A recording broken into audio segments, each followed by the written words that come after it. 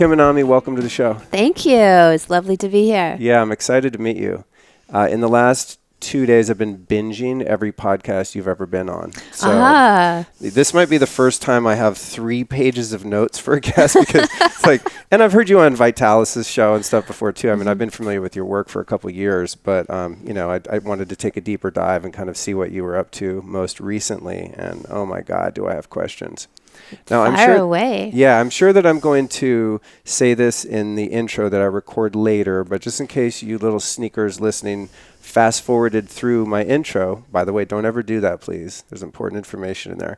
This is definitely an adult-only conversation right now, so heads up. If you got kids in the car, I'm sorry, but you're going to have to skip this one.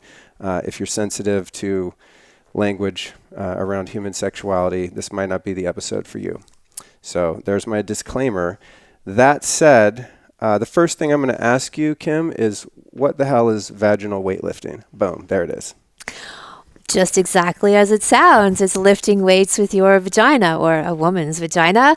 So I started this practice about 20 years ago, and I learned about it maybe 25 years ago as this ancient Taoist technique to strengthen the pelvic floor. So this was used 5,000 years ago in ancient China, a Taoist practice around cultivating sexual energy and strengthening the PC muscle.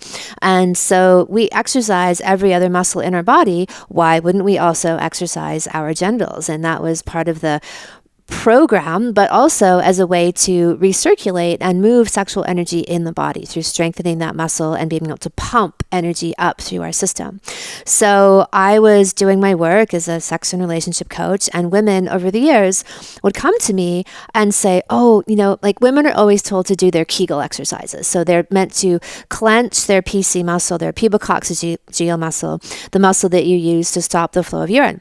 So they are told to just clench their muscle all the time as much as they can, except that clenching your muscle like randomly, like a vagina flapping at random in the air, doesn't actually do anything. So women would come to me, be like, oh, you know, my Kegels don't work for me. Like they thought something was wrong with them, that they were the only ones.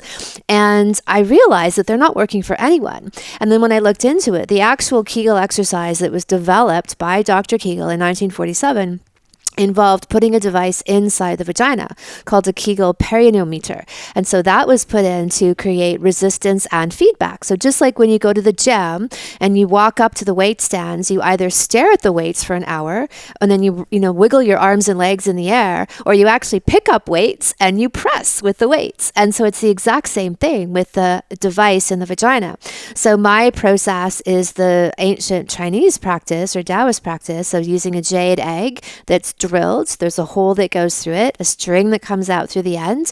The egg goes in the vagina, and then the string can attach any number of objects from grapefruits to chandeliers to coffee tables. Or, I was going to start this vaginal moving company, like a bunch of women who get called and they just en masse tie objects to their refrigerators, to their vaginas, drag them across and into the moving vans and stuff. Just a joke. But well, this is and those of you listening to the podcast or watching on YouTube, you definitely have to follow Kim on Instagram because she's managed to get past the censorship there. And I don't know about that, but have you gotten heat? Well, I haven't gotten heat, but I've gotten algorithm heat where I'm not able to build my audience any longer. Oh. They don't show my followers anymore. I've been at the same amount of followers for the last year. Oh, interesting. And even though I see new people following all the time, and they've put it on lockdown somehow. So I can post my images, but I'm not getting the reach and the audience that any other human would get who's not talking about sex. Well, let's have everyone listening follow Kim Anami on Instagram, because you also have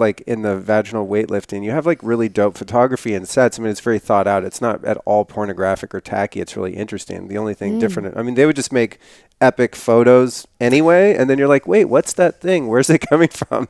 And you'll have a mini dress on or something. You're like, oh, okay, I get it. That's, a bowling ball or whatever. Not a bowling ball. That's a good idea. That's a good one.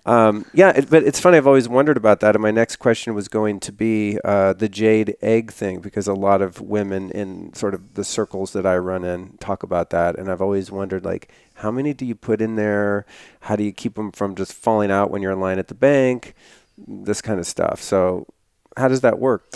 Well, before I had all these viral campaigns over the last like 4 and 5 years, nobody used jade eggs. Like this was a very fringe thing. And then I put out a video, 10 reasons to lift weights with your vagina, which went viral. And then the hashtag things I lift with my vagina campaign on Instagram went viral. But before that, there was like one or two vendors of jade eggs on the internet. And now you can pretty much buy jade eggs at 7-Eleven. Like it's become Right. this completely Right. democratized thing, which is great. But the problem is that people don't really know how to use them. We get emails every single day saying, I have this egg, it's been sitting in my nightstand. They get all excited because it does. It sounds like this amazing thing. You use this egg to create this superpower vagina.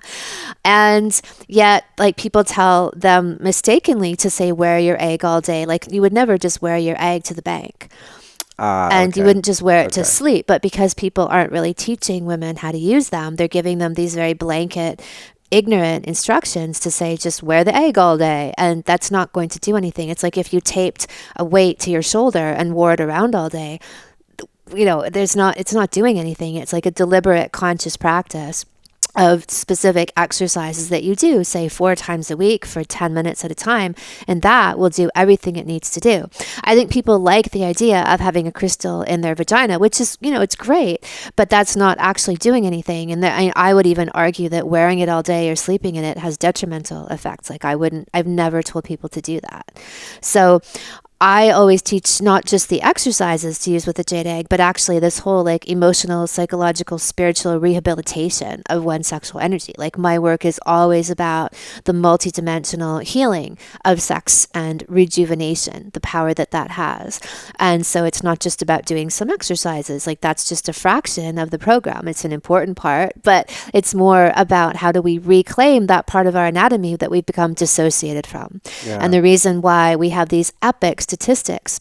There was a study done by Yale University School of Medicine saying that over 60% of women have urinary incontinence issues, and 50% of women after childbirth have pelvic organ prolapse. So some part of their anatomy literally falls out. That's over 1 out of 2 women are suffering from these things. And that would be because of the atrophy from not using those muscles, as you said earlier. Yeah, exactly. Oh, that's so interesting. Yeah. And the purpose here is not, I think a lot of people have the misconception, and obviously I'm no expert, that's why I'm interviewing you, but they have the misconception that these what are they called? Kegel? Mm-hmm. Kegel exercise in this is to like make the vagina tighter per se, but from what I understand from your perspective, it's not about it being tighter, it's about having more of a relationship with it energetically and knowing how to use it.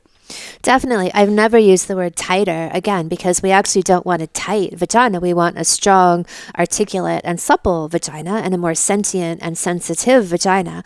But there's actually this sort of ubiquitous, mysterious medical term, like many are, of tight vagina syndrome, where a vagina locks down. And it's often when people have had, say, unresolved sexual trauma, right? And then they've never really processed it and their vagina's on lockdown. And that's why, because it's saying, look, you need to heal me before I'm really ready to blossom open. It's a message. But in Western medical circles, it's just, you've got tight vagina syndrome and we don't know why you have it and we don't know how to fix it. But there you go. And that's where they leave women, right, where there's a lot more to it. So anyway, I don't use that. Yeah, it's a misnomer to say the word tight. It's almost, I like, what did you say? Articulate, right? It's almost like, I imagine it being, I have to imagine a lot of this obviously from the male perspective, but having a certain range of motion or mobility, right? Well, think of having been someone that's spent a bit of time inside them, there is a huge difference between a woman that's very much open and in touch and can actually make things move down there and do crazy, amazing, feel-good things versus one, as you said, that's closed down where you're just like, wow, this is not... It's not tight in a good way. It's like perma-tight. Right. I've experienced that, and it's a strange kind of phenomenon. That's a very good insight into the cavern of vaginal anatomy there from that perspective, because, I liken it to, say, a hand. You have a hand that's like sitting flat, and you can put things in it, and it just lies there passively, or you have a hand that's got this ability to move every finger, and to grip, and to pull, and to suction, like all this variety of motion and experience versus this passive, numbed out hand. Totally. Yeah. Some of us men have a name for that. It's called pussy voodoo. Ooh, yeah. Yeah. It's like guys will say that, like, you obviously guys talk, you have sex with a woman, whatever the case may be, surrounding that. Oh, how was it? It's like, dude, pussy voodoo. Like, she knew how to do some crazy stuff. I mean, this is something men, or at least the men I hang around with, are quite aware of, is when a woman's in touch with that part of her body. And once you have that experience, and then you're with someone who's cut off from that part of her body, or you haven't been able to successfully open her emotionally, and there's not a safe container by which to allow that to happen, then it's a different experience. And once you know, you're like, oh yeah, this is not the real deal. Like when you're in love, usually it's then that stuff starts to just happen. Yeah, and I agree with that as the process. But I also I let people know that we have this idea that these pussies in Thailand are this crazy, oh my God, like they can shoot ping pong balls and shoot darts. That's actually normal. That's the normal, healthy baseline for any vagina, is to have that level of articulation and strength. And the vaginas that are abnormal are the ones that we have in Western culture that are literally falling out and peeing their pants and have, growing all these things and having all these ailments. That's not normal. It's become normalized. Women have become accustomed to the idea that they're going to pee their pants when they get on a trampoline. Honestly, that's what women end up talking about. It's like how... That's funny because I have a trampoline right here. No wonder women never jump on that when they come over. The guys were always like, bro, can I try it? I swear to God, I've never had one woman like, ooh, fun, a trampoline. Yeah. That's interesting. Yeah. Now I'm going to know. I'll be like, it's okay if you pee, honey. It's cool. Have fun. Put a mat down on the trampoline. Yeah. We'll clean it up. Give them an egg on their way out the door. I'll give them a jade egg and be like, hold this in as you jump.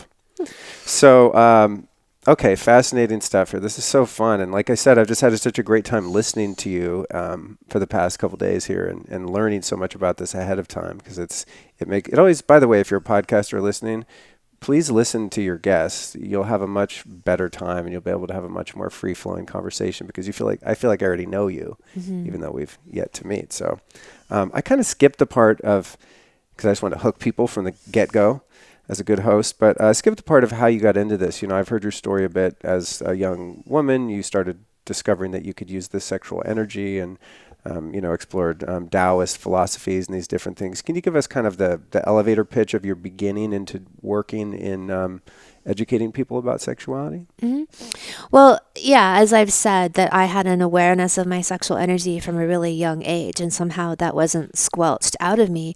And my early sexual experiences were really cataclysmic. Like I had a cervical orgasm in one of the first times I had sex. And so for me, having sex was like this mind-altering, transcendent consciousness altering experience. And so, which I then could see was very different from the messages being communicated at large in our culture about what sex can really do. And for me, it was like this spiritual portal that would open.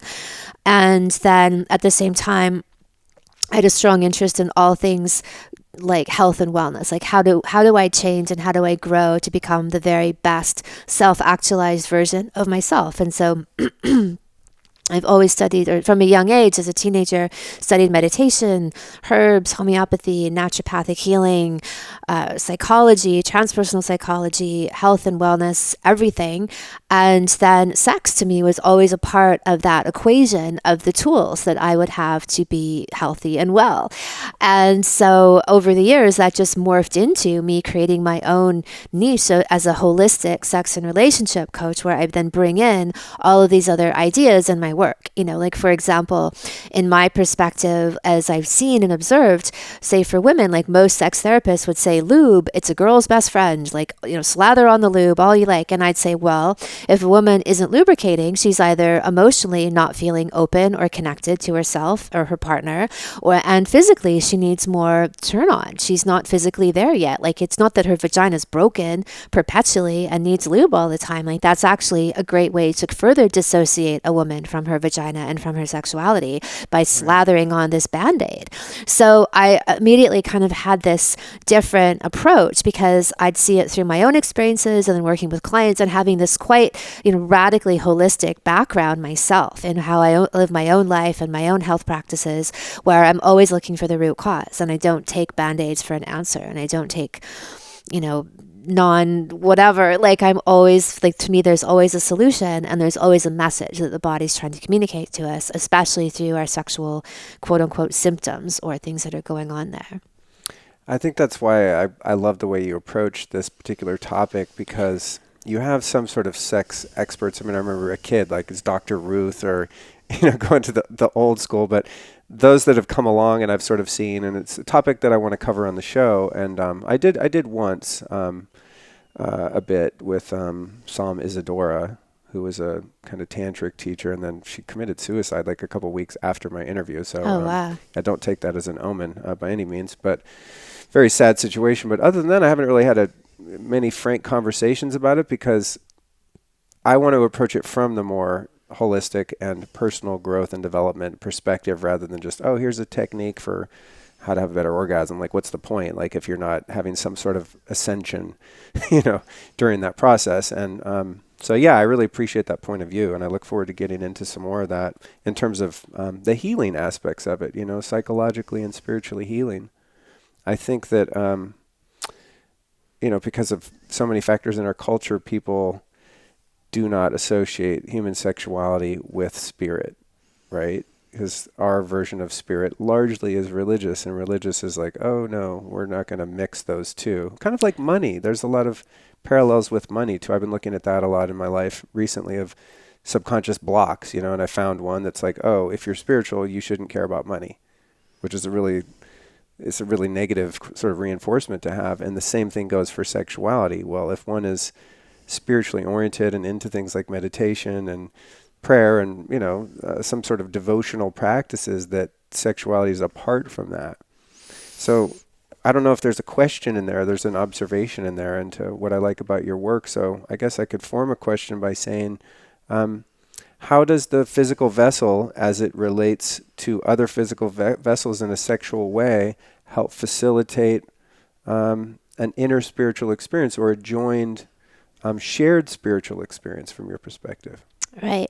So as I said, when I was looking around and I had my own experiences at first where it was a spiritual process for me, then I'd look, obviously in our culture, like sex and God are completely polarized, except when they come out in very untoward ways, right? So we see that the suppression of sexual energy actually has facilitated all of these awful, abusive things to take place in churches, no less, And Right. So yet, when I then discovered Tantra and Taoist sexuality, they looked at sex as this vehicle to attain spiritual enlightenment, that sexual energy is creative life force energy. This is the energy that creates new life. And if we're not creating babies with it, then we consciously use that energy and channel and funnel it into all of our lives as a creative resource. So that fully resonated with me. And so that's really just been my direction and looking how to.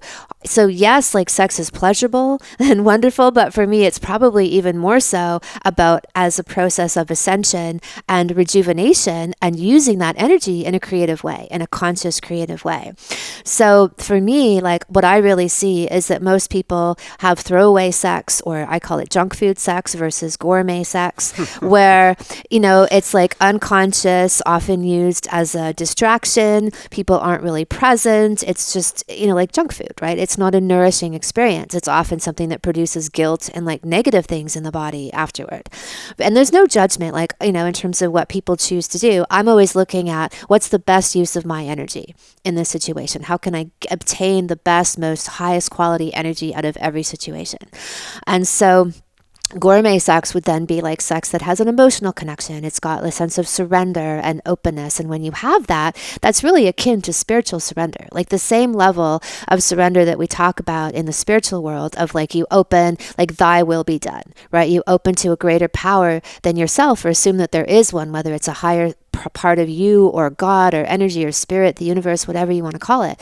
And then sexually speaking, it's the same process where you have to open and surrender within yourself and to your partner. And that's where the gold is. Like that's when you create that open, palpable, articulate vagina. That's when people actually transform as humans into the better people, the better versions of themselves. They self-actualize.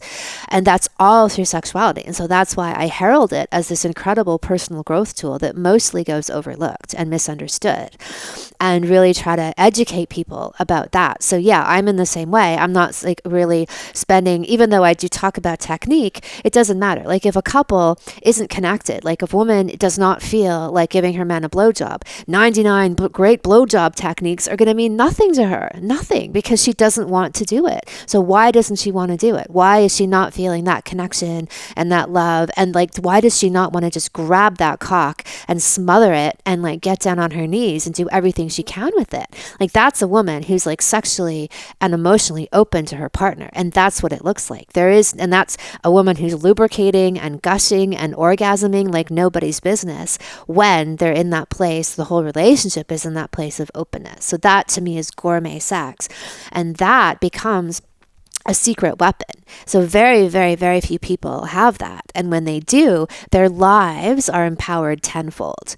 It's like you come together and you create this supercharge with each other where you actually do become stronger as a unit than you were individually. But most people have a more guarded, protected type, whatever, economic, social agreement. They might have some degree of love, but it's not until they're fully in that surrendered, open place do they really tap into the deep power that's available to them that most people don't even know. Like you don't know what you don't know. Yeah, I would say as a man who's had a variety of different experiences, some more connected and some not, that the connected ones are much more transcendent than just like good hot sex that's random and more sort of anonymous and less emotionally based.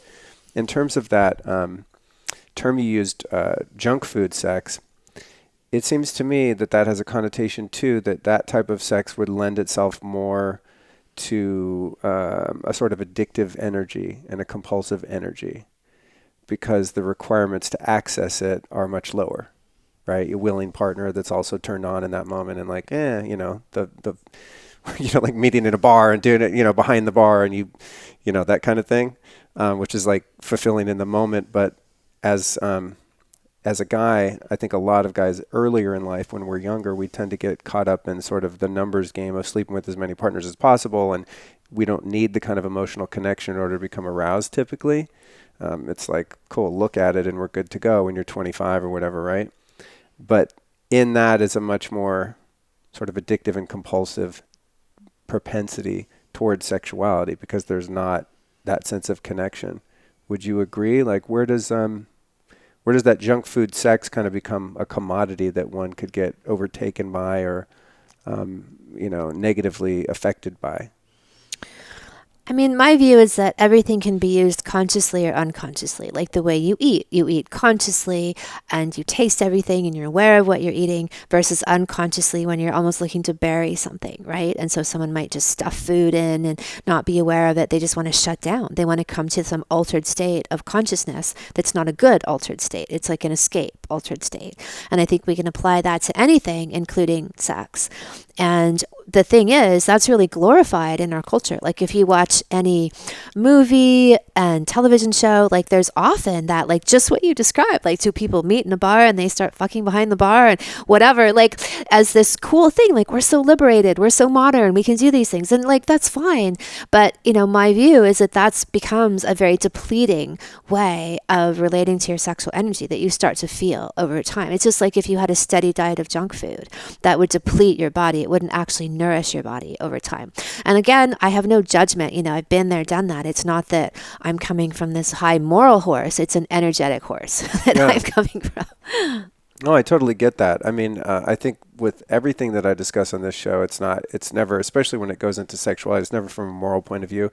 I talk to a lot of people about pornography and especially men. It's something I'd like to educate men about is like how whack porn is. And I'll say it just totally sucks for your life. Takes some of us a long time to figure that out, but it's not a moral issue. It's not like, oh, if you have sex on camera or you like watching people have sex on camera that you're a bad person. It's just everything has a level of consciousness, right? A level of energy. And that would be lower on the scale to me versus like two people that are really committed and in love having an enlightening sexual experience. But it's not like one's good and one's bad.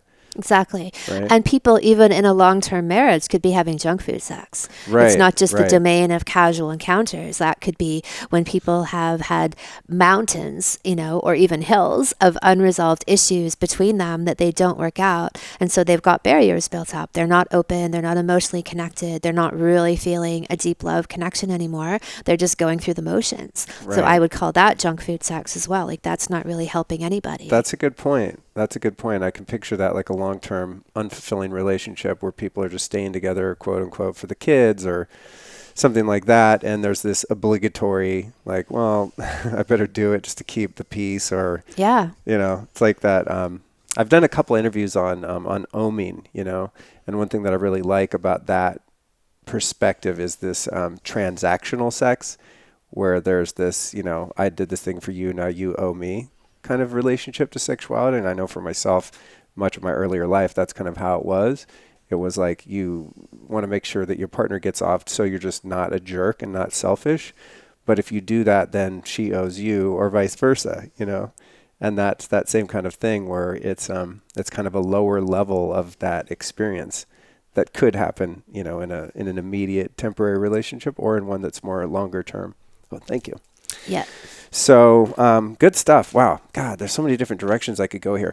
Before I forget, I wanted to ask you, when we were talking about the vaginal weightlifting and the health, just physiological health of your female sex organs, is there a version of this for men? Yes, penile weightlifting. Oh, no way. Yeah. Just when I think I've done every crazy like health thing. God damn it. That's one I can't show on Instagram Live, though, like the other things I'm always posting. What's this all about? Well, men can do the same thing. You learn how to strengthen your PC muscle and build it up over time, and it creates better stamina, better control, more powerful and pleasurable orgasms. And also, like the pelvic floor supports all of our internal organs. And so the reason why, say, after pregnancy, or say for men as they age, they can have the same kinds of incontinence issues without strengthening that set of muscles. And so this exercise not only does that from a supporting your whole body perspective, then it also increases and enhances your sexual potential, and on all levels. Like, you'll feel more, you'll be more sensitive, you'll be more in control, you'll be able to last longer, you'll have better, more powerful orgasms, and the same thing applies to women. And in terms of the mechanics of it, because now, of course, I'm like, okay, I'll start this today, this afternoon.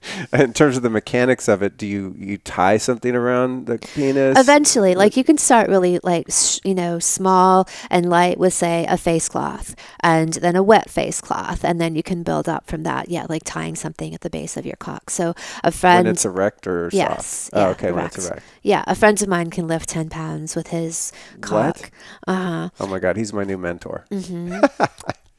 Meet this guy. Yeah. Well, it's funny though, because I think I'm thinking back to just like locker room hijinks and shit. If like guys will walk around with a boner and like have a towel hanging on it, and you would like lift up the towel, when you contract the That's muscle. it. There you go. You guys are Interesting. doing it Okay. intuitively. Cool. Okay. Got that. That doesn't require, it sounded much more complicated at the outset. So that sounds totally doable. While we're at it, this is kind of out of the order of things, because I wanted to talk a little bit about just healthy reproduction and birth and things like that. And I was going to cover circumcision briefly in that. But while we're on the topic of men's genitalia and the health of them, I think from Daniel Vitalis, who you've been a guest on, as I mentioned, I learned about this crazy thing that we have in Western culture, primarily in the United States, known as circumcision. And I'm circumcised, and I think when I was a kid, I was kind of glad because I looked like the other boys, in the locker room or watching pornography. The majority of men would look like me, so I didn't feel like left out. And there's even, I think, to a degree in our culture, kind of a making fun of men that aren't circumcised just because they're kind of the ones on the outs. Whereas in most other countries, if your dick was mangled like ours are here, you'd probably get made fun of. Like, yo, where's the rest of your cock? And after doing some research and studying on this, I am just like now completely appalled by the fact that this goes on. I recently watched a film called American Circumcision. Just came out. It's a documentary. I'm going to interview the director. we set that up. I saw it on Twitter and I was like, I want to interview you. I haven't even seen your film. We got to talk about this because none of my guy friends even realize something bad has happened to them. And really what it is it's genital mutilation. It's just the worst thing you could ever do. And all of the health claims around it are totally bunk. And to me, it's just a huge scam. And after I watched that film, I mean, they show it happening to a baby in the film, and it is absolutely horrific. I mean, you can't. I almost didn't watch it, but I was like, no, I need to experience this so I just understand what's going on here. And after seeing that, my relationship with myself physically changed. I mean, now like I haven't had sex in quite a long time. At the time of this recording, that may change soon, hopefully. But just when I'm like dealing with myself, I'm like, this is weird. Like something's fucking wrong here. And I never knew that until I saw that film. So what's your perspective on that whole issue? I think it's really important to bring it to light. Of course, each parent's kind of going to do their own thing. But my perspective is that if people want more enlightened men that are doing better things in the world and not having, whatever, I don't even know what toxic masculinity, I don't even know what all these terms mean. It's just, if you want to have men that like aren't assholes and treat women, children, and the planet with respect, you might not want to, expose them to that kind of physical trauma when they're a little boy, a baby. Or ever. Yeah, that's my thing. Yeah. What's the deal with all that from your perspective? It's horrendous. Like it's appalling is the right word for it. And the thing that's so strange to me is we get all up in arms about female genital circumcision, mutilation. Like, oh my God, that's the worst thing. That country, they still practice female genital mutilation. What the fuck do you think we're doing here in America to boys the minute they're born? And it's like basically offered as like a totally normal thing. And there's so many things wrong with it. But one, you've got the genital essence of this being pretty much right after they're born gets traumatized, like massively injured. And that's the imprint of who you are. Like, my view is that your sexual energy is the essence of who you are, because that's your reproductive blueprint. That is the genetic code of everything that you are lives there. And that's why, to me, sexuality is so much bigger and broader than how most people see it. That's literally who you are. So we're going in there, we're hacking that away. Like the stats on this, the information about it, the actual studies, which is the only reason we have it is because it was done to make men not masturbate so much. So back in, I think it was in the 1800s, like Dr. Kellogg of the Kellogg's Cornflakes, which you saw the documentary, like that would be in there. He was like, we have to get men and boys to stop being so masturbatey. And so we need to cut off their dicks and we need to put carbolic acid onto the clitorises of young girls. That's what we need to do. And without any anesthetic, so that they'll feel the pain of this and associate that with their sexuality. That's actually what he said. That was the intention behind circumcision. It was like this cleanliness bullshit that people have been fed. I don't even know where that's come from, but it's just some rationalization that people buy into. And it really tells you the power of programming and conditioning in our culture, where people accept this as being natural, normal. We should cut all the boys' dicks off as soon as they're born. Like, in what fucking universe is this even remotely okay? And, what we know is that the most sensitive part of an uncircumcised penis is the least sensitive part of a circumcised, of it, I gotta get to this right. Okay, so the least sensitive part of the uncircumcised, like regular natural cock, is way more sensitive than the most sensitive part of a circumcised cock. So, yeah, I got that right. Yeah. So these guys are walking around with trauma on their cocks they don't even know is there or where it's come from. I think that the reason why we have this huge issue with premature ejaculation, like 75% of men come within 3 minutes, right? Like that's just ridiculous. I think so much of it we could attribute to circumcision because it creates this dissociation with the cock, and men don't know that. And so we've also been conditioned in our culture to believe that men are more sexual than women, and women are more emotional than men, and women are less sexual. You have to really coerce them to have sex, and men are so sexual but they're not really in touch with their emotions. And to me, that's all conditioning. Like, I don't believe that that's actually true. It just gets constantly reinforced in our culture, and genitally mutilating our boys at birth also reinforces this kind of dissociation and separation or weird mutated relationship with their sexuality. And I really hate having to say something like that in a culture where the majority of men have already had this done to them. It's one thing to say, hey, don't cut your baby's dicks off. But it's another thing to say to grown men, like, oh, I wish that hadn't happened to you. So, I talk a lot about in my salons, my programs, about ways that we can remedy this, right? Like, obviously, we can't go back, but I believe there's a solution for everything. And how could we actually heal this? And for one, I think that love and positive attention are a huge healing force. Both from a partner. Like, I really, one of the major things I coach women about is loving their men's cocks, like truly loving, and even men to women, like loving your partner's genitals, like as though they are like truly a gift from God, like that they are one of the most important aspects Amen. of your relationship. And I talk about, for me, like where I had these experiences where one in particular, I fell in love with my partner's cock. Like he had this incredible, wild, amazing cock, and I just fell in love with it. And I had a relationship with him, and I had a relationship with his cock. And so it really showed me the power then of when you truly love someone up in that way, how you truly transform them and heal them as a person. There's also massage exercises that you can do, breathing techniques to move sexual energy through all of the genitalia. So I do believe there are things that you can do to it, but I would never, ever, under any circumstances, advocate that someone circumcise a boy. What's interesting about it, too, is that, and again, going to the film American Circumcision, we'll put it in the show notes because I'm sure your interview will come out before Brendan, I believe is the director's name. What's interesting is, because of the programming and the brainwashing by the freaking Kellogg Illuminati, like weird shit, men will actually fight for it and like give you fake statistics about the health and where it comes from and the origins of it and why we had to do it during times of the plague and like all of this stuff that doesn't really have a lot of basis in historical fact, and that they actually like are. It's very triggering to specifically to men that want to keep the practice going. It's totally weird. Like any woman I've ever told about that, either they know about it because the circles I run in are pretty woke, or else they're like, oh my God, that's horrible. I never thought about that. I'm never doing that. But a lot of men that I've talked to about, hey, had you ever noticed like your shit is like has a huge scar around it? And they're like, well, yeah, it has to be that way because otherwise it doesn't stay clean. And like, what? I'm like, how do you think we evolved to last this long as a species?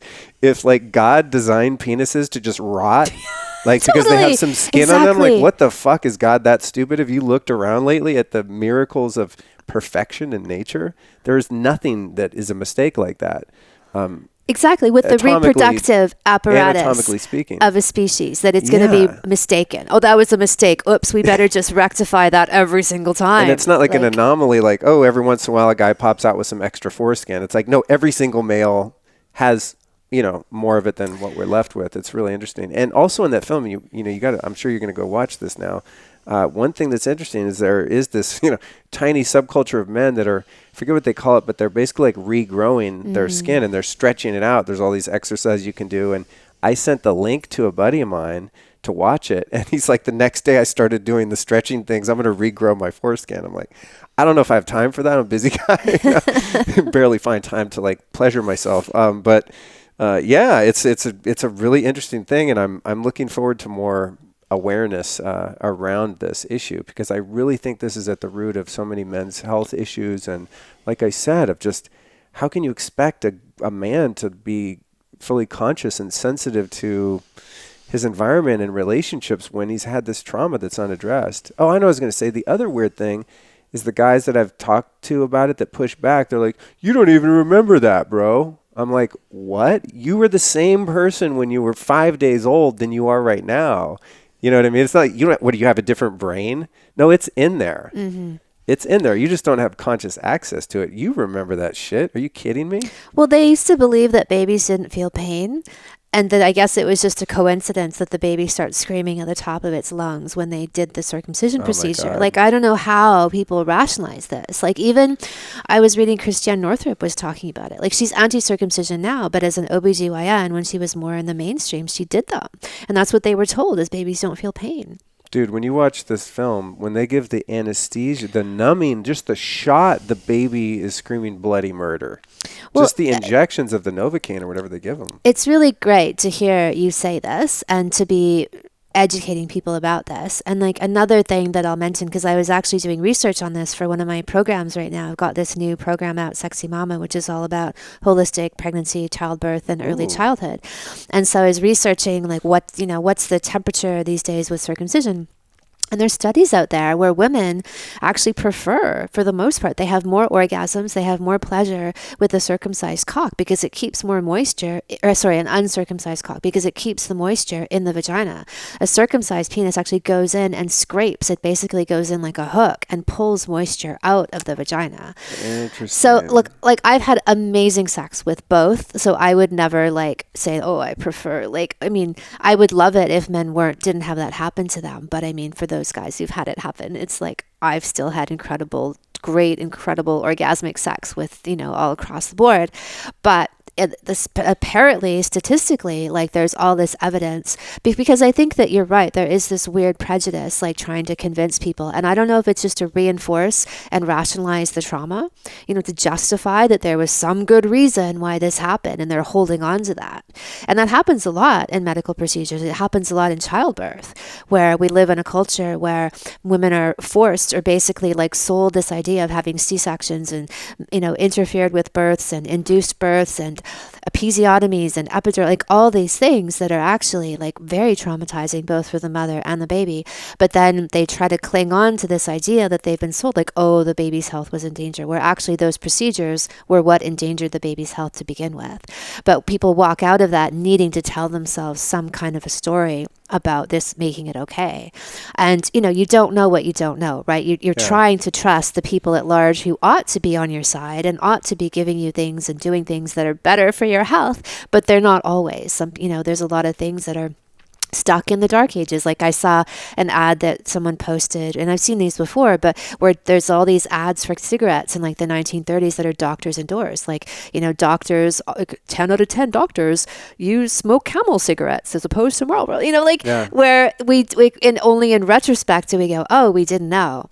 And so I use that example all the time, right, for so many things. Yeah. Because when you're on the cutting edge, like people like us hopefully are, you kind of, there's a learning curve. Like you learn about certain things like the dangers of blue light and Wi-Fi and cell towers and 5G and vaccines and like all the chemtrails, all the crazy shit that we're being inundated with. But you got to be kind of a fringe dweller to find out about it first.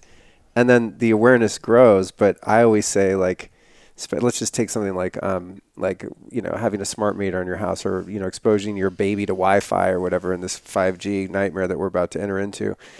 In 25, 50, 100 years, we're going to look back and go, oh my God, remember when people used to put a cell tower right in front of your house and everyone got cancer and, we lost half the population? Right. We'll be looking back going, oops, Well, that's what it's frustrating though, being in in the time machine of now, going like, God, why can't everyone see this shit? It's so obvious. We're like almost ahead of, and I'm not saying we're better than other people, but those of us that are interested in, having a cutting edge awareness of these kind of things, it's like, you're like, God, don't you guys remember the smoking posters? Like you just said. I'm like, yeah. And everyone thought smoking was good for you. It's the normalizing of these things, right? Like that, circumcision becomes normalized. Peeing your pants as a woman becomes normalized. I didn't even know about this peeing your pants thing. I did an interview with a woman a while back, and she was like, I had my son 8 years ago, and I don't feel bad about it because I know it's normal, but like I pee my pants. He was 8 years old. So for 8 years, she's been peeing her pants. And I said, wait a second, like that's not normal. That's been normalized, right? You're like adapting to something that you shouldn't be adapting to, right? And that shouldn't have happened really if you'd had the proper holistic approach to your pregnancy and post-birth care. But people and then you get these large circles, so that becomes the dominant majority of circumcised men, or of women peeing their pants, or women having medicalized births and massively traumatic births. Like the C-section rate in America right now is 33%. The C-section rate in Brazil is 98%. What? That is crazy. Again, it's like, and I'm sure there's a lot of root causes as to why their anatomy's not functional. No, there isn't. There isn't? No. I mean, just GMOs and like all this kind of shit? All those things can help, but it's basically stepping into a medicalized system. Oh, okay. Like OBGYNs wanted to take over childbirth. Like childbirth was always the domain of a midwife and a woman. and her partner and her home. That's where women have given birth for eons. And then when OBGYNs came along, they were like, there's a quote saying we need to scare women into believing they can't do this by themselves so that we'll always have a profession. That's actually a quote from a doctor in the 30s. Wow. Or 1927, I believe. This Dr. Hodge, I forget his first name. But so that was a systematic effort to scare women away. They had these ads taken out in papers where they would have like pictures of midwives going, look at this dirty woman from the old country, like an Italian woman with like a bandana on. Would you want this filthy woman delivering your baby? Oh, God. And trying to shepherd women into hospitals and basically tell them that they do not know how to birth their own babies and scare them into thinking that that's the only way it can be done is with a scalpel and a man in a lab coat, that they can't do that. So there's actually this whole movement out there now called free birthing, where women are not even having a midwife or a doula, and fuck not a doctor, at home with their partner and their pets and their kids, having their babies with nobody there because they've just said, like, I reject this system entirely. Maybe they were in it for their first baby and had the worst, most traumatic experience. They were like, never again. Or they just intuitively knew, I don't need someone to do this for me. My body has been doing this for, well, let's just say as forever, because as much as we've been in existence, my body, my genetic coding knows exactly what to do.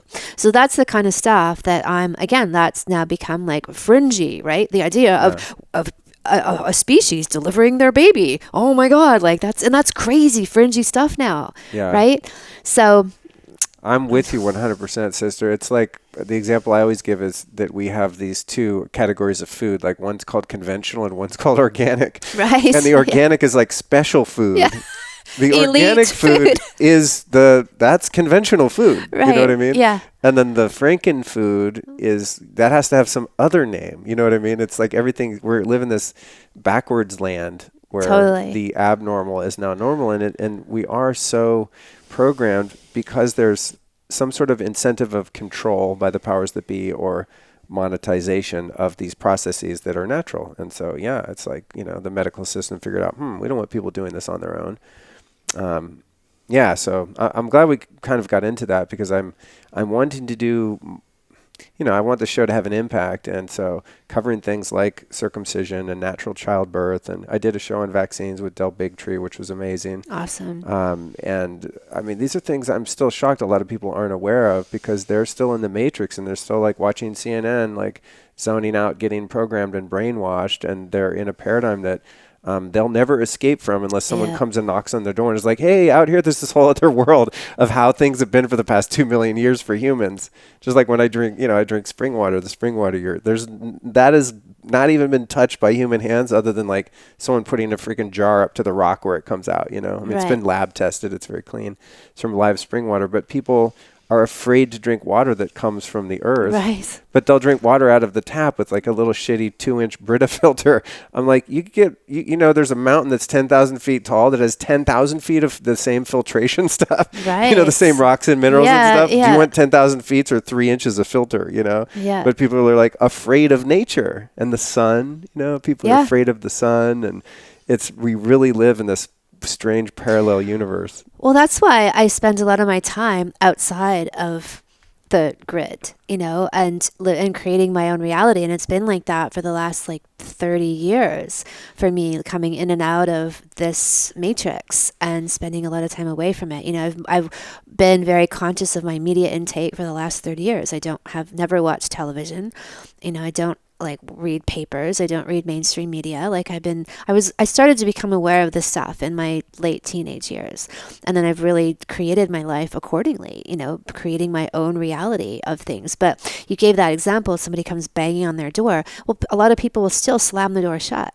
Right? This information is out there, and people, to me, it's a leap of courage because it's eating from the tree of knowledge in a way. As soon as you go down that road, you can't go back. And your whole life changes and is going to get restructured. But to me, it's an act of courage because you have to leave behind everything that you've known, that you've been told is the truth, that you've been programmed is the truth, and step into this completely unknown vast universe, which now it's great to see that there's more and more alternative communities and thought out there. It's gaining hold. But for someone who's coming green like green as in fresh, not green as in eco, Yeah. out of the mainstream, like that would just be terrifying. And I believe we're all given these opportunities. It's not like some people have like privileged access to this information. It's all out there. And people make the decision to either step forward into a new life and a new paradigm bravely, or they don't, and they slam the door shut again. And maybe like 50 more times, someone will knock on that door, and maybe on the 50th time they open the door and they go, well, maybe you can come in for a tea. Yeah. Yeah. That, I think, there's something very powerful that's going on right now, and that is the ability to pilot your own long form media like the one that we're doing right now. I mean, as of today, there's very little censorship, in terms of what we can talk about and not talk about within this medium, say, of podcasting. I think that's the last medium, though, because like from my perspective, YouTube, I get censored. Facebook, I pretty much given up on. Instagram, I still keep it going, but I get really, like I said, algorithm fucked on that. And now I'm going to go into podcasting with the hope that maybe that's the last frontier because they actually have like a sex category in podcasting. Right. So I'm going to hope that means I can exist there without censorship. But every other platform is definitely compromised for me. And I'm not out there, hey, look at this, graphic intercourse video. Like, I'm just talking about people, and I'm usually not even talking graphically about it, right? I might use words that are provocative, but I'm not saying like, and then lie down and open your throat and then stick the cock down your, I'm not going into that. And yet I'm still. So to me, the censorship is pretty strong. It's terrifying. For there's certain people out there. That's interesting because I didn't know. I've observed the political censorship, mainly that, you have all of these sort of leftist tech kids, that have been indoctrinated into a certain sort of Marxism, postmodernism, weird collectivism kind of mindset by the universities. And then they go and start tech platforms, and then they have censored off all kind of conservative voices. And I'm watching people just get torn down, and they're not necessarily people that I agree with on every issue, but it's terrifying to me to watch because I've been into sort of underground alternative media for so long now, going on 20 years, and I'm like, oh shit, people don't realize like you're shutting this person down because you don't agree with them, but then next they're coming for you. Right. It's like that's what people don't realize is pretty soon you won't be able to say anything. And I actually had no idea that someone like you would be censored by social media platforms just for being provocative. Usually it's like if, you're wearing a MAGA hat or something, your shit's getting deleted. You know what I mean? That's kind of the way that it's gone so far. But I did not know that if you're just like, hey. And in terms of podcasting, just on the algorithm there, it's interesting because I'll go in periodically and sort of search where I am in the ratings of iTunes and stuff. I try not to do it because then I get all freaked out that I'm not number one. And why is Tim Ferriss still ahead of me and stuff like that? But I'll see where I am. I might be number 80 out of 100 or 50 or something like that. And then sometimes it's like quite low, but then I look at peers that I have that have podcasts, and I sense that I probably have the same amount of downloads that they have. And that's how the algorithm should be situated. So I'm always thinking like, is it because I talked about vaccines or... Right. I suspect you know what I'm saying? it is. Like if I do a show about geoengineering, am I going to get like deplatformed or deranked and, and hidden within the algorithm? I'm still going to do what I'm going to do. I don't really care. I'll find a new platform to get my stuff out. But I've wondered that sometimes like, if I do these controversial subjects, is Apple, that's now in China, which is pretty scary, in terms of censorship, am I going to get hidden from search results because I'm covering these kind of provocative issues? I suspect I think my opinion is that that's the case, that there's certain topics or whatever people get flagged and then those people just start to get buried. Yeah. Interesting. What are you going to do? Not do it then? You got to keep doing your thing. I feel like my voice has gotten stronger and more passionate. And then especially with uncovering, like when I had a child 23 years ago. So my attention hasn't been on child rearing and birth and pregnancy for a long time. But when I went back to it to put together this new program and saw, I did not know what was going on in the birthing world these days. I really didn't. And because I avoided it myself, even when I went through that, I sidestepped all of it. And then to see it, I was just appalled. I could not believe what was going on. And then again, and it just keeps going, the circumcision, sort of anti-breastfeeding breeding sentiment, like all this stuff that's just. So I feel like I've become more impassioned about all these things rather than less. So yeah, what are you Yeah. going to do? Like to me, my whole platform and brand is based on how I live my life and speaking my truth about these things. So I'll keep going. But I noticed that it's definitely like I feel like I didn't have that obstacle a few years ago, Hmm. and it seems to be much more pronounced Yeah. now. Yeah. It's interesting to watch that happen, the deplatforming of certain people, and the censorship is very real. It's scary. I don't get scared about things in the political climate. I don't take it all too seriously. Like, oh, left, Mm. right. I mean, I'm like so far out into outer space from that Yeah. stuff. But when it starts, like when voices are started to be censored, like that is actually scary. That's the beginning of the end. So hopefully people wake up in time and, start. What are they going to do? Start a new internet? Because now it's all under the Yeah. jurisdiction of the government, right? Like it used to Yeah. be the Wild West. It used to be all based on organic things. And Yeah. now that's all out the window, right? So Yeah. it's no longer the beautiful, actual democratic sort of organic thing it originally was. I mean, if it ever was, I kind of feel like it was or more so. Yeah. But now it's really not. Well, I think I've noticed that lately too, because I'll search something that's kind of controversial and I'll get a bunch of very vanilla search results from Google. Right. And I'm Populated like, there intentionally. what? Yeah, like I was looking up yesterday, I Googled eugenics programs, and it was like a bunch of really lightweight shit. And I'm like, wait, I used to be able to look up something like that, and I would find the deep web stuff. You know what I mean? Right. Yeah. And I was like, huh, that's interesting. So what I hope happens is that enough information got out and enough people have unplugged from the matrix that information now can't be buried because people have it on their hard drives and like people know stuff now. Like you said, once you are red pilled, like you can't go back. Mhm.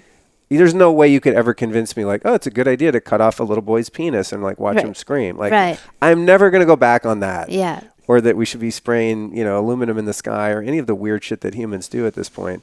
There's no unlearning that. And all of us that are unlearned, we will find a way to like, wormhole through the Yeah. matrix to Yeah. get our message out. And Yeah. we might take a hit in terms of numbers and things like that. But it's like, if you have integrity, what are you going to do? You have to still do your thing and just get smarter about the ways that you do it. Yeah. So anyway, Agree. I had no idea we are going to talk about all this. Yeah. But I do have things I want to cover in the last, as I said, I had so many notes, but I'm glad we got to cover the circumcision thing because that's been really burning in my heart now that I have more awareness about it. And just in closing, before we really tie a bow on that particular topic, I would just like to encourage people, but especially women, to not use disparaging language around men that are not circumcised. Because I've done that in my life because they're like the different one. And there's like names that you call guys that aren't circumcised and stuff like that. And I think it's just really, really unhealthy. Not that we should be ostracizing or making fun of the guys that are circumcised. Oh, you're scarred, haha. But I hear women make comments about that sometimes, like, oh, he's an anteater or whatever. And I'm like, I would just highly discourage that. And they have to realize, like, when you realize that's all programming, like, wake up to the stupidity of that. Like, really, Yeah. I have to just blatantly say that because that's just, you're a victim of programming because you're taking, somebody's natural state and deforming it and then making fun of people who still have their natural state. Like, that's really ridiculous. Yeah. So, I mean, I agree, like, that there has to be, okay, maybe it looks different than what you're used to, but that doesn't mean, like, so what? Like, understand where that's come from. And when you really understand, I don't think you could carry on in that kind of manner anymore. Well, hopefully anyone listening has that experience. On the topic, though, something I've learned from men that what they call it is there's a movement for this now, and they're called intact. That's the terminology they use. That these guys that are intact, and I keep like interviewing my friends. I'm like, "Are you circumcised?" Yes, they're all circumcised. So I can't find one that's not to ask them. But what guys that aren't circumcised will tell you is that they are very easily multi-orgasmic. They have much more control. They have different types of orgasms. And that's what I want to get into in terms of the female anatomy. I know you're like a big proponent of helping build awareness around the different types of orgasms that are available to women. Do you know anything about the different orgasms available to men that are intact? That I have not explored or looked at. So no, I don't. I mean, I'm really glad to hear that. And I would theoretically expect that, but that feels like an area I might like to dive into. Right? Yeah. Yeah. I mean, I work with like my clients or my own lovers on working like past lovers on expanding their orgasmic repertoire regardless, and making all men multi-orgasmic and able to orgasm without ejaculation and explore their prostate, like all these different elements that are available to men. I would coach people on that anyway, right? And so they'd have that breadth of experience available to them. So, but I do think that, in understanding if you're intact, that a lot of that would come more easily because you're not fighting against a trauma. Like a huge part of my work is removing blocks, right? Like I believe that everyone has a high libido. Everyone can, like every woman can have G-spot orgasms, cervical orgasms. They can ejaculate across the room. They can shoot ping pong balls with their vagina. Every man can have incredible, multiple orgasms, can learn to separate orgasm from ejaculation, can have sex for 8 hours straight without having an orgasm or ejaculating, like every single man, every single woman. And the only things that get in our way are our own blockages. So culturally imposed, individually imposed through traumas or, negative experiences. And once we clear those blocks, then we can have that plethora, the full gamut of experience that's available, and that yes, somebody who hasn't been circumcised would have one less major block to deal with.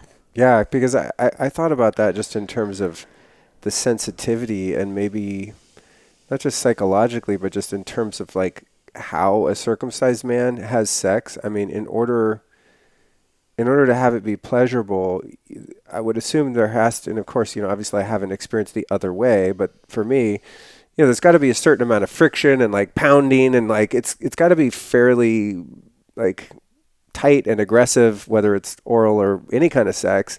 Otherwise, it's kind of like, what are you doing? It's, you know what I'm saying? It's like there is like not a fine level of feeling or sensitivity there.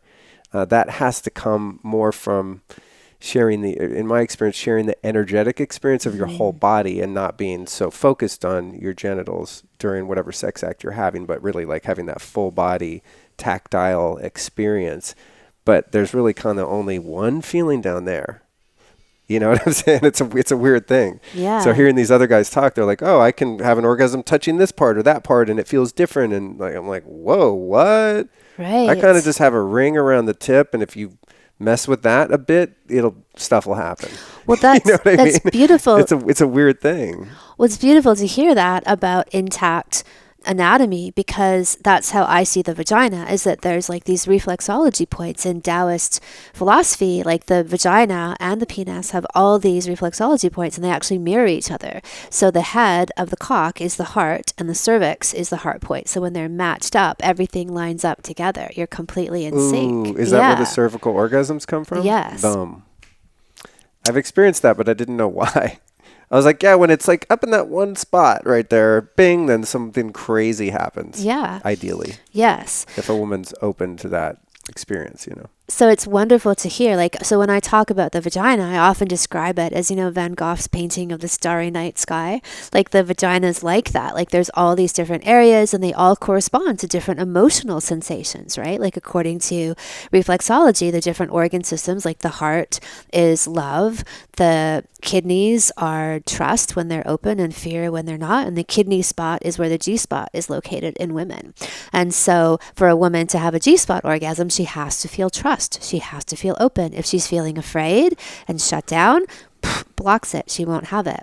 And then men would have the exact same corresponding points, but they would probably be less sensitive along the shaft, or, where they've got the scar from the cut, than they would, if they were fully intact in the way you described, like someone actually saying that they could pinpoint different energetic sensations and feelings, and even perhaps emotional experiences from the whole cock. Yeah, I feel so robbed, honestly. Like, I hate talking about it to reinforce, to someone who's had it, but it's like it's kind of the thing. Like, how do you then talk about it without acknowledging what's happened, right? And like, it's like kudos to you for really going down that hole and being willing to talk about it and be really open about it. Where like the last thing we want to do is make people feel bad. Like that is not the intention. The intention is A, to heal what's happened to you, and then B, for it to never never fucking happen again, right? Right. Like to make it really clear, like there's no way in which this is acceptable and ought to be. So, to me, like that's the intention behind this whole conversation. Certainly not to pour salt on wounds. Yeah. Well, to me, it's like I like to get to the root of an issue. So now that I've sort of accepted that that's what happened, now, of course, when I'm with a partner, I'm going to re-explore myself having new information. But I can't overcome that trauma unless I acknowledge that it's happened and that there's been repercussions of that, and that it's quite likely that I've had a limited experience of sexuality, although I've had many very pleasurable relationships and encounters and things like that. Of course, at 48, you get around in the early days a little bit. And I've had some fun. No complaints, for me so far. Yeah. If you ask me how my sex life has been, I've been like 100%, at 10 out of a 10. But now I see, oh, wow, there's actually another piece to the puzzle. So it's interesting to acknowledge that, accept that. But I'm not going to sit around and feel sorry for myself or, exaggerate the trauma. It's like, cool. So how do I overcome that and have a more rich experience, which, might not include having access to certain sensations in my anatomy, but then maybe to be able to explore a more full experience of shared energy with someone, so there's, Well, look, there's there's all a way out kinds. of all these things. There always is. Like even women who don't have cervixes can have cervical orgasms. So the energy of that organ is still there, is still present. It's like a phantom limb. So when people come to me like, well, I don't have a cervix anymore. And I'm like, well, you can still have a cervical orgasm. It's easier to maybe activate that area if you had already had them and then the cervix was removed, but it's still possible. So I work in the realm of everything is possible, but ideally people don't have these things, that lead to that. Like, why did the woman have her cervix out? Well, like what suppressed energy was stuffed into that anatomy that then became so dissociated from that we needed to actually extricate it. Or went down the road of allopathic medicine, which is basically, oh, well, you don't really need it anyway, so we'll just take it out. It's bothering you. Like, we'll just get rid of it for you. Like, no big deal. We can do it by Tuesday, and we just go, oh, like, really? Like, do I really not need it? No, you don't need it. You're done having kids or whatever, thing they come up with. And people are quite like, I can tell, like they're going, well, I don't really, but what else? They don't have another exposure to any other possibility for healing or growth. And so they go down that road. So ideally we start there with the prevention and never going down that road. But I still, for people who have gone down that road, I always feel like there's a solution. Yeah. For sure. Well, I think once you accept, okay, this is the reality, then you have a starting point at least, right? You're like, cool, I'm going to build up from there. That's what I'm going to do. That's what I am doing. Yeah. I don't know if I'm going to go so far as my friend and like try to regrow it. That seems like a lot of work. I don't know. I've heard of that and I don't know. I just something about it. I just felt, I don't know. I didn't like the sound of it, but that was just more of a visceral response. It doesn't appeal to me. And I mean, I'm just going to deal with what I've got. It's been fine. If I never knew any of this information, I'd feel great. Yeah. I mean, I've, thankfully always been functional and everything's been cool in that area. And most men are, right? Yeah. And that's a good thing. And it's just like, yeah, but what? I guess like if a woman didn't have a clitoris, like if for some reason with Kellogg, the circumcision caught on, but the carbolic acid on the clitoris didn't. So we could have been walking around all women without their clitoral, like the little external clitoris, and men without their foreskin. But I don't know why it didn't catch on, but it didn't. But we could have both been in that state, right? Like at birth, both sexes just having these things Well, if removed. population control was the goal, that would have probably achieved it. It's like, why would people have sex if there wasn't a climax to look forward to? Yeah. Speaking of climax, another thing, and this is funny. I'm not like a shy person, but when I was making my notes, I'm like, can I really talk about this on my podcast? I've not like gotten this graphic, but there are things I'm curious about, and also female partners that I've had are curious about, and also guy friends will be curious about things too. And the one is when you're talking about the different types of orgasms that are available to women. Yes. You talked about a woman having the ability to squirt across the room. And I think female ejaculation is one of those things that most guys are pretty curious about and turned on by, even if they won't admit it. But in my personal experience, when that's happened, oftentimes women become embarrassed about it, and they think that they've peed or something like that, and they're kind of like, what just happened if they're not used to that happening? Because maybe they didn't have a guy that like knew their way around the G area Yeah. or something, you know? But if you're a guy that's into sex, you're going to like research a bit, hopefully, and, you know, get your technique down and you want to please your lover. I mean, there's nothing better than that, you know? Can you help maybe, I mean, not only for both sexes really to understand like what's going on there, and why perhaps this knowledge has been suppressed by quote, end quote, science, that women do actually have the potential to ejaculate. I still think a lot of people don't know this. They think that a woman just lost control and like peed the bed or something. So female ejaculation is a legitimate thing, and it's been even found over. There was a scientist called de Graaf, I think, in the 1700s, and he found it through like what do you call it? Cutting up dead bodies. Like, Oh, wow. doing his like research, and then also with live ones, like he found this whole mechanism. And so this has been and it's been found throughout history, like in different cultures. Like there's this practice, this tribe in Africa where the aunties come and teach the 12-year-old girls how to spray the wall. They call it, it's this term kachakata or something, of like spraying the wall with their ejaculate. So, and when they've tested it, they found that it isn't urine. It might have a bit of a trace of urine because some of it comes out of the urethra and most of it comes out of the vaginal canal. But it's manufactured in Skene's glands and the periurethral ducts, which surround the vaginal canal. And also, and that's the stuff that comes out through the vagina. And then there's also thought to be some that comes out through the urethra, which is manufactured in the kidneys. So they found PSA in the liquid, which is prostate specific antigen, which is also found in prostate fluid. So there's this, you know, similarity between the prostate, the male G spot, and the female G spot. And the big thing that what happens with women, like for G-spot orgasms or ejaculation, what they need to have is a sense of trust and openness. Like I said, that's connected to the kidney point. So it's all about being able to let go. So if a woman feels any kind of reservation, if she's not feeling comfortable with her own body, her own sexuality, if she's not feeling like she's comfortable with her partner, which could mean A, it could be a new relationship, B, maybe it's a long-time relationship, but they had a fight at breakfast time, an argument, and they didn't resolve it, and then they go to bed, and she's still holding on to that, right? She's not let that go.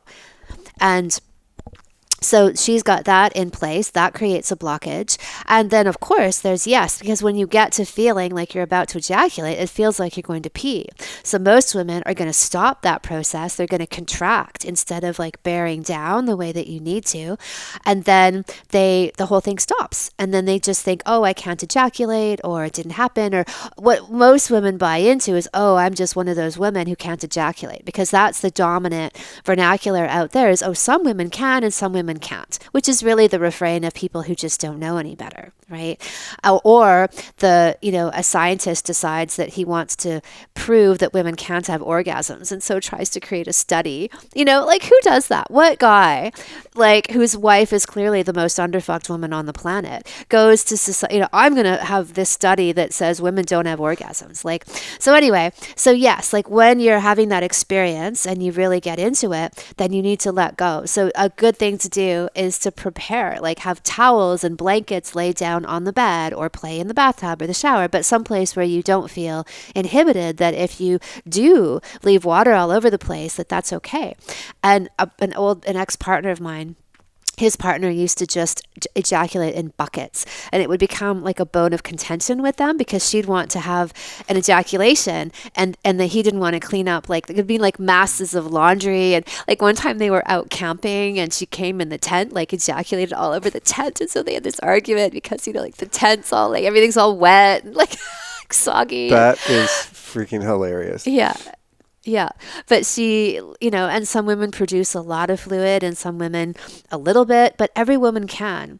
And so the key is really feeling open and trusting and relaxing. And then when that feeling comes, going with it and not suppressing it. It's not urine. It's not. And even if it was, like, whatever. Who cares? Right? Yeah. I mean, all's fair in love and sex. Exactly.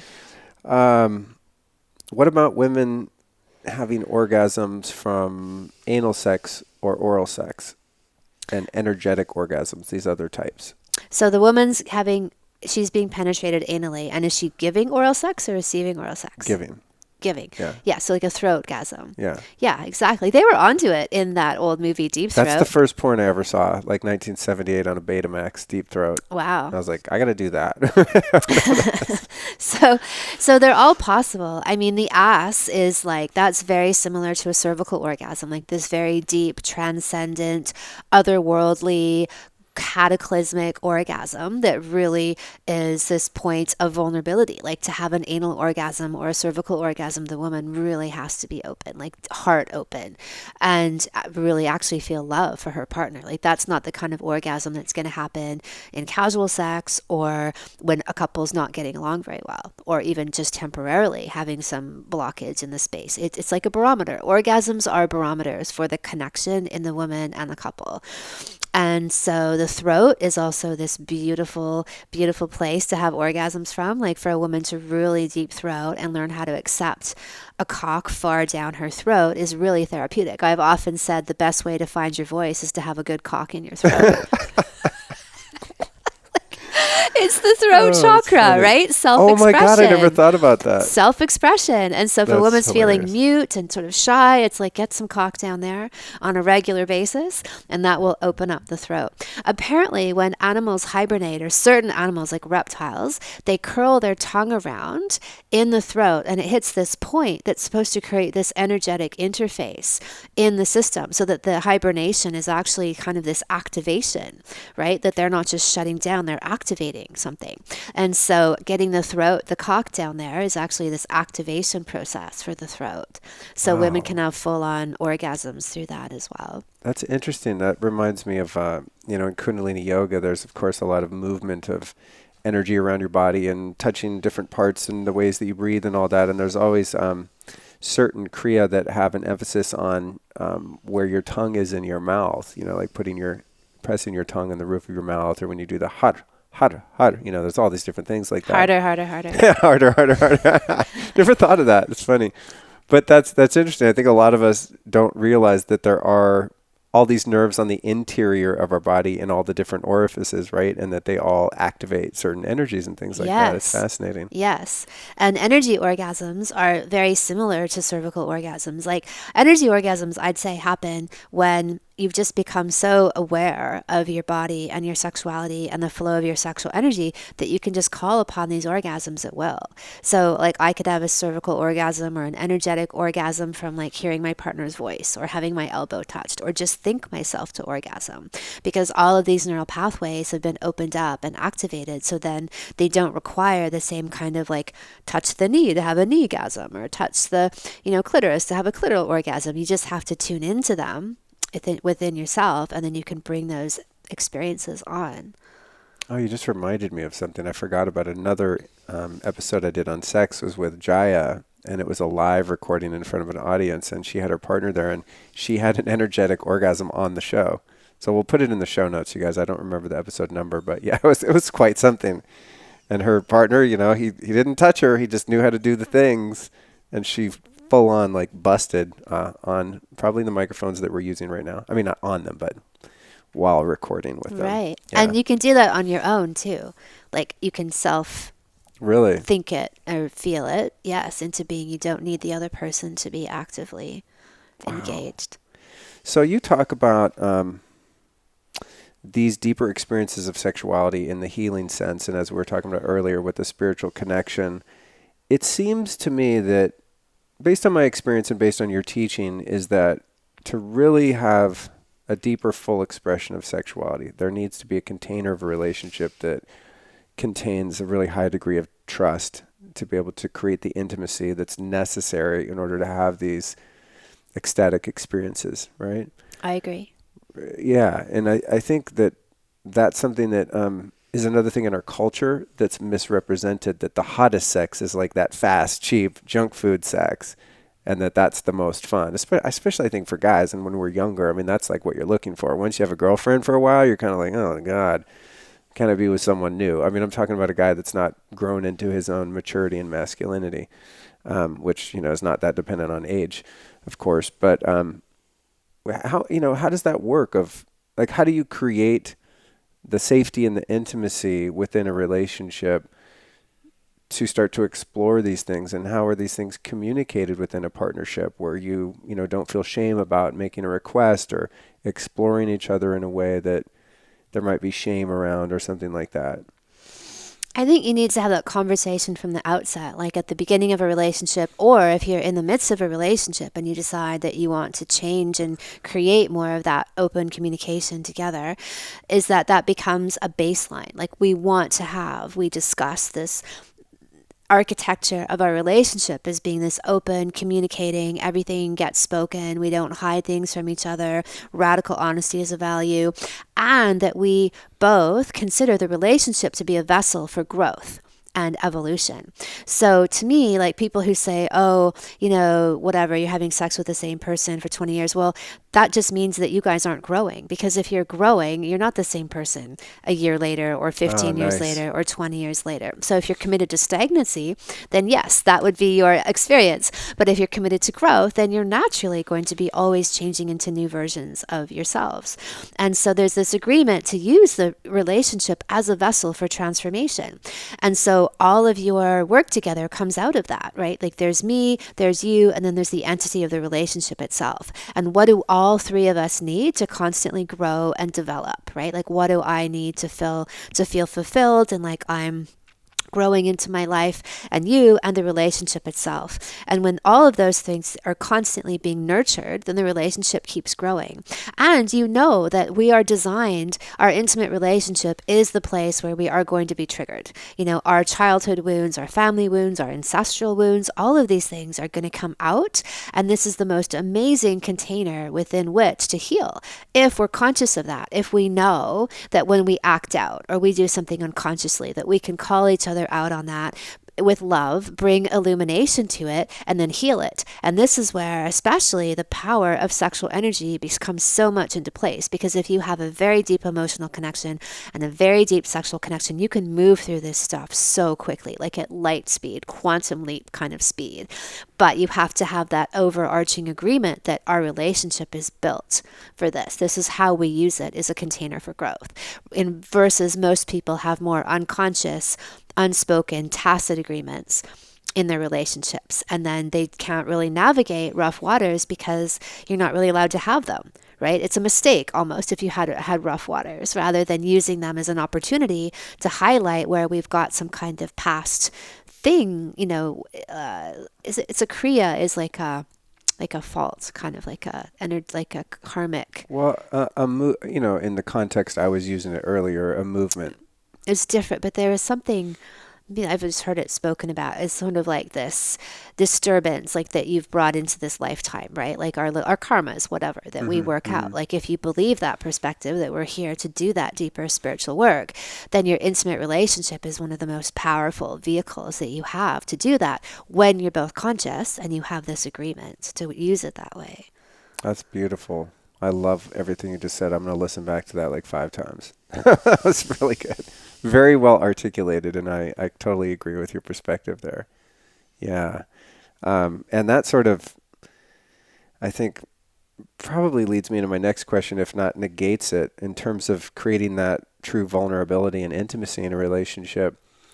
Uh, it seems to me, based on my experience, that if you're in a relationship where there's monogamy, and that you've really committed to focusing on each other rather than having any distractions of other people in the relationship, that would also be maybe required, would you say?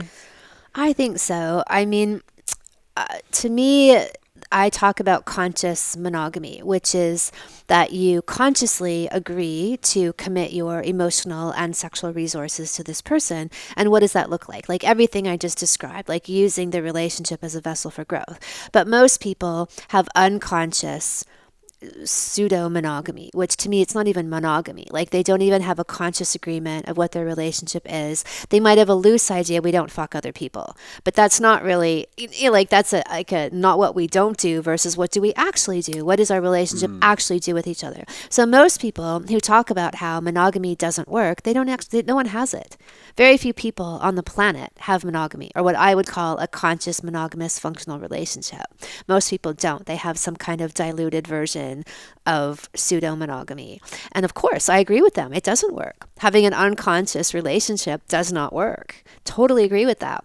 But people who have a conscious monogamous relationship, yes, that works. But very few people have that. Very few people even know what it is or how you would get there. And then in that scenario, you don't, like, I think you just go deeper and deeper and deeper with each other. And most of the people, like every couple I've ever, and I, explored polyamorous communities for a while, and I've had friends who were in, semi long-term polyamorous relationships, and if you scratch the surface, there's always unresolved wounds under there. They were usually the impetus for okay, let's go sleep with other people in this relationship, where it came out of something that they got stuck with and they couldn't figure out how to get past. And then there could be exceptions, and it's like not, a whole thing I want to have to debate people over. Yeah. It's more like I'll just maybe stick with my view. Like the conscious monogamy is really what can be deep and fulfilling when it's actually cultivated to be that, rather than just the default setting that most people have.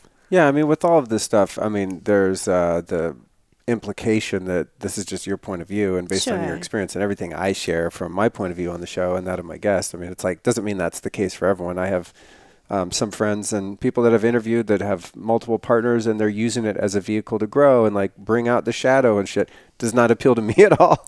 If it works for them, that's great. I'm not telling them what to do, but I'm curious about their perspective.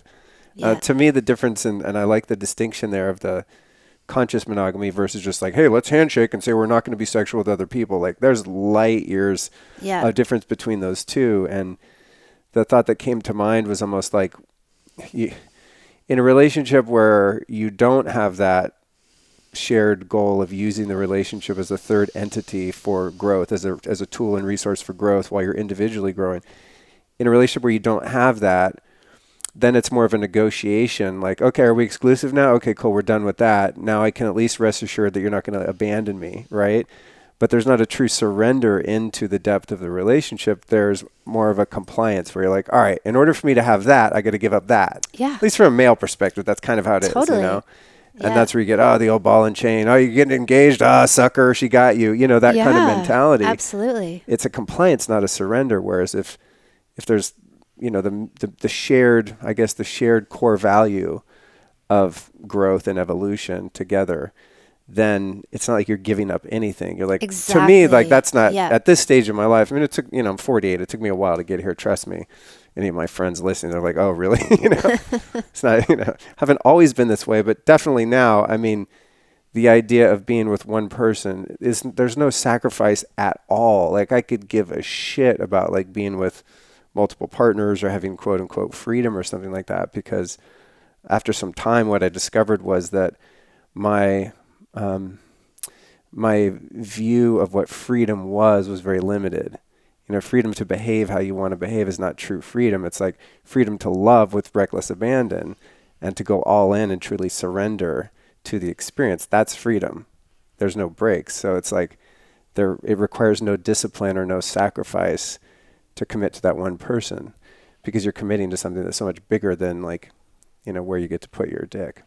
Right. And I love how you said that. And that's, in my view, where the magic happens. When people actually do that, that's where you create that superpower, like I said, where you become this supercharged entity together, where you actually, your whole life changes. Like everything becomes easier. Like you make more, you make more money, you become more successful in your career, you become more socially, like whatever. Like everything, your star just burns brighter.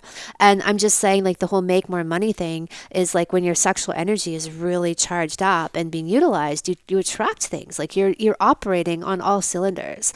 And so you attract and radiate all of this energy, and things come to you. You magnetize them into your life in this completely not effort way. Like you're not exerting, I'm going to work really hard and get this. You don't have to do that. You just have to fuck really well and love really hard and well. And that is what brings it into your space. I love that. And that's surrendered action. Yes. Yeah, because a lot of people, I think, have a view that some people bristle against the idea of surrender because they feel like they're not going to get what they want, because wanting it and like, striving to get whatever the thing is the antithesis of surrender. But in surrender is that yin of allowing and openness, right? Where whatever it is, monetary or other types of success or attainment of a goal, actually does come to you when you become magnetic like that. It's a really Totally. cool perspective. Well, that's a feminine way of achieving things in the world, is that radiating a certain kind of energy and magnetizing things to you, where we're all conditioned to get things done from this very masculine perspective of like, go out and work really hard and slog and get it done. And there's, that's fine. But women, actually, they're in their element, and we can all, oscillate between activating our masculine and feminine qualities. But, their power is actually in that kind of work, in like radiating, filling themselves up and radiating things and receiving them to them. That's the feminine way of getting things done, where we've all really come from the masculine way of getting things done. And for women, if they really live in that place, they get burnt out very quickly because it's not their natural home of how to achieve. Totally. And manifesting from, I always try and share this idea with women that manifesting from that feminine energy is a guaranteed way to get the masculine to serve you. Yes. Yes. At the drop of a hat. Like, what do you need? The feminine energy is so powerful and magnetic that men will go build buildings and bridges and airplanes and all kinds of things for that. Yeah. In service of that. Exactly. Rather than go build me my castle. Yeah. It's just like, radiating that energy. Yeah. And yes, I totally agree with that. It evokes that masculine energy to then serve. It does. And it evokes the highest, most honorable part of a man in his masculine is brought out by that feminine energy. Yeah, that's my experience. I totally agree. And it's such a beautiful process. Yeah, it's cool. I know that you recommend, within the container of a relationship where they're describing, where you're talking about this higher sense of love beyond the high school romantic attachment, turned on kind of love, but the big love, for lack of a better term, is that you recommend in a relationship that people have sex a lot, like 3-4 times a week you're having sex if you want a real relationship that's going to last, that's passionate. And when I hear that, it sounds good on the surface, but then I think, dude, if I'm in a relationship and I'm ejaculating 4 times a week, I'm going to really be depleted in energy. And that wouldn't have been the case when I was 28 versus 48. And that brings to mind my next area of interest, which is this sort of unicorn / Bigfoot idea of having an orgasm without ejaculating. I hear guys talk about it, but I'm like, really, dude? Like, seriously, can you really, really do that? And when I've pressed guys that claim, they're like, well, kind of. I mean, it's sort of like the orgasm. It's not as powerful. And I'm like, no, I'm talking about like a full-on orgasm where you're just like, and nothing comes out, but you came. And you're telling me that this is in fact possible. Yeah, so it's in my list of guarantees. It's not Bigfoot. No, it's in my list of guarantees. Like the G-spot is like the Loch Ness monster as well. Like there's all these things out there. But no, you can have even better, more powerful, more pleasurable, more intense orgasms without ejaculation. And yes, like this is ideal for men to be recirculating their sexual energy, because men do lose typically a lot of energy through their ejaculation. And as you say, usually like it doesn't seem as obvious when you're younger because you've just got that much more energy. But as you get older, we have to be aware, or like for men, they usually feel it more. So absolutely, this is cultivated just through like even simple breathing practices that men can learn how to do this, and with the intention and the commitment, right? Like to believe, like if you're hearing this feedback that A, it's really difficult, or B, it's not even that worth it, then maybe you won't be that motivated. But I'm saying it can be even better, and it's not that hard, and every man can. Cool. So I'm going to be signing up for your course on that. Yeah, that's, it's one of those things that, as I said, is definitely something that sounds good, and then you try to do it. And I guess without proper training or, having a way to do it, I mean, I think it's relatively easy to do if you do it manually. You have the plumbing and you have an awareness of how the plumbing works, and you can literally cut off the flow. And I've done that, and I've noticed that I don't get like tired or depleted. And I don't seem to lose testosterone, which is, I sense what's going on when a guy ejaculates is their testosterone tanks. And then you feel, I don't know, it's like kind of like irritable and like tired and moody. You don't feel like your badass conquer the world self when or subjectively speaking, when too much ejaculation is going on. So you want that connection and you want that positive experience with the partner, but you're like, oh man, but there's going to be a price to pay which is I'm going to be depleted of my creative energy. No, there doesn't have to be a price. The price can be like the barometer I use is that after you have sex, you want to feel like you want to run a marathon because you actually got more energy from having sex. Like I talk about the idea of harvesting energy from your sexual encounters, whether it's solo or with your partner. That the barometer is, do you feel rejuvenated, energized, and transformed and deeply pleasured after your sexual experience? And if you don't, then you're doing it wrong. And that's not a judgment as to say that there's a way to gain energy and there's a way that you lose energy. And most people lose energy. Like the cliche of guys passing out after sex is a cliche for a reason, because it's what generally happens because they've lost a lot of energy. And so the way that I teach people is to gain energy. Like, again, like we come back to this ascension idea. It's not just about busting one out to relieve stress or to put you to sleep. It's about using your sexual encounters, again, solo or with your partner, to elevate both your state of consciousness and your energy levels, to actually feel like when I teach guys how to do this and then they do it and they feel like they want to go to the gym. I'm not exaggerating about a marathon. Like that's really the barometer. You feel like you want to go out and do things rather than you want to have a nap. Wow, that's interesting. Yeah, I don't know that I've had that experience much. What about herbs and supplements and things like that that help men and or women with their desire level, pleasure level? You know anything about that? I do, but I guess, my view is that most of that work is internal work.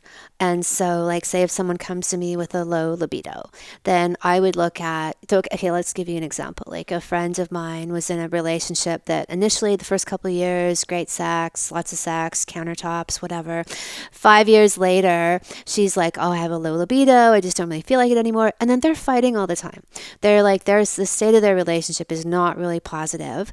And she doesn't associate the fact that she has a low libido with the state of her relationship. She thinks that these are independent factors and that the libido is the cause and the relationship is the effect, when really the relationship and the state of it is the cause and her libido is then the effect.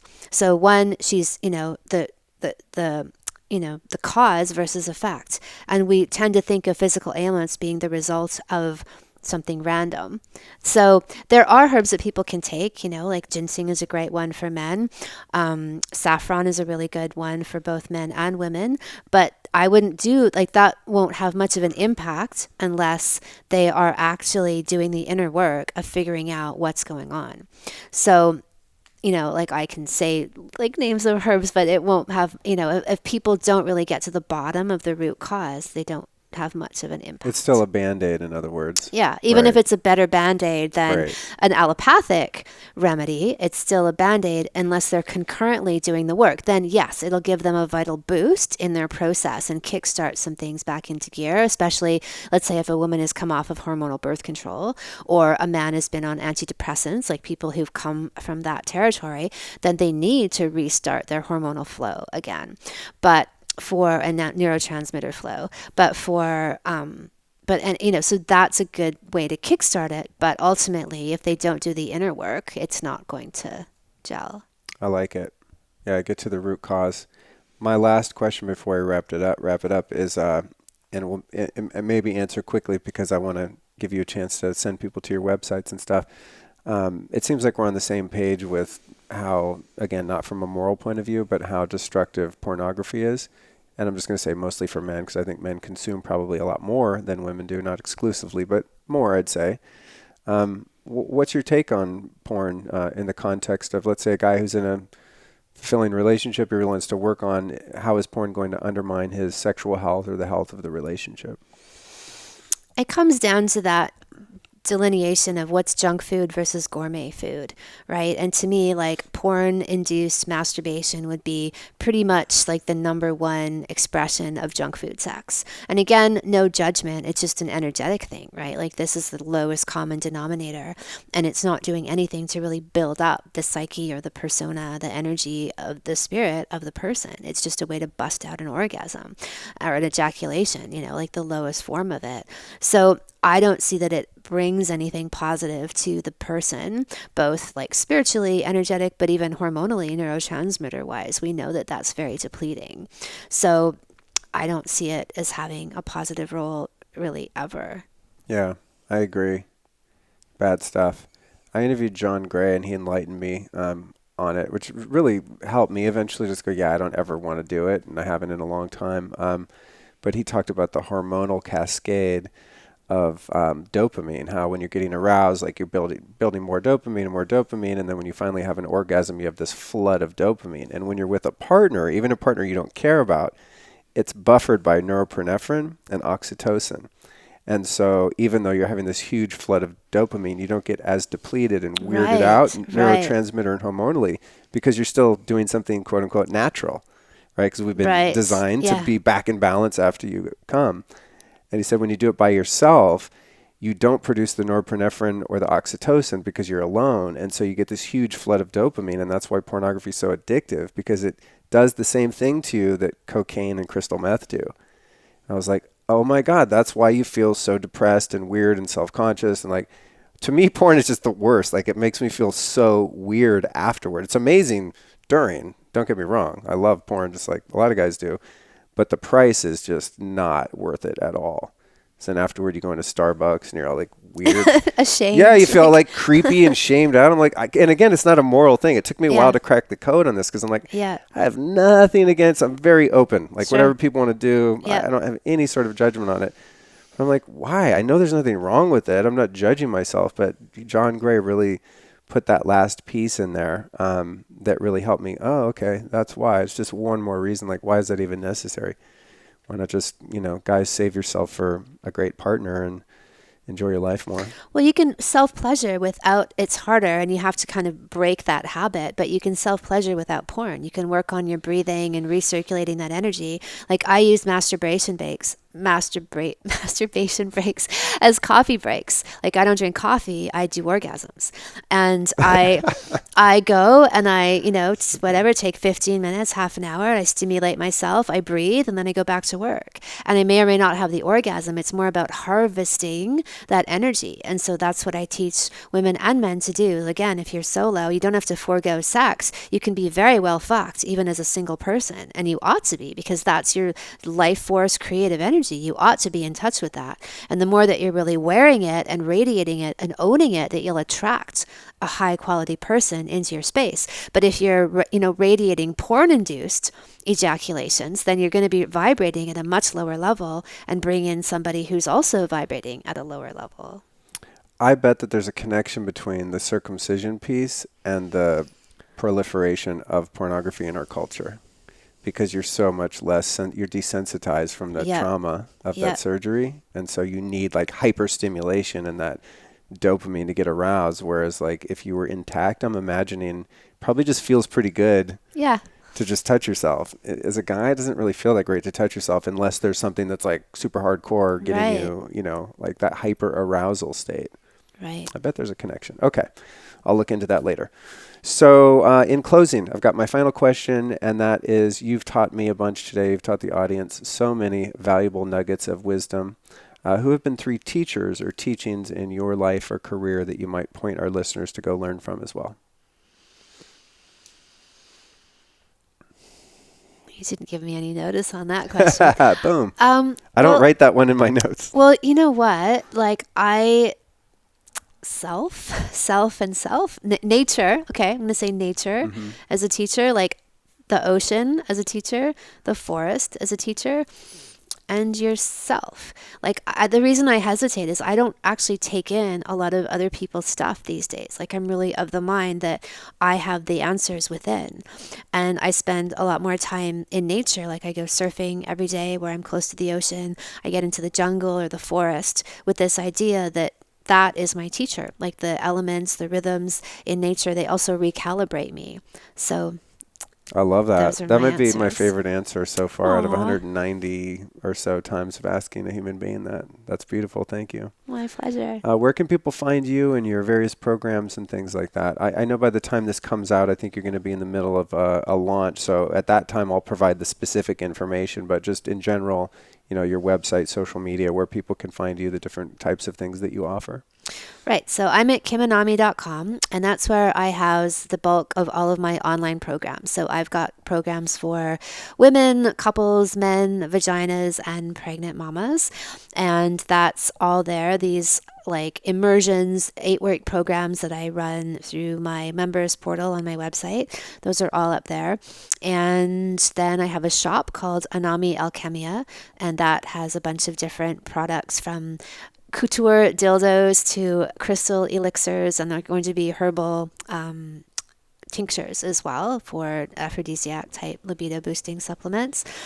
And then I have a YouTube channel. I have an Instagram page. My Facebook page, I feel like I've kind of written off is just like kind of gone down that road. And I'm aiming to start a podcast in the new year as well. So it might be out Oh, by the tight. time that this Great, releases. great. You should. You're such a great orator. Thank you. Yeah, yeah. I'll definitely be listening into that. There's so much more to learn now.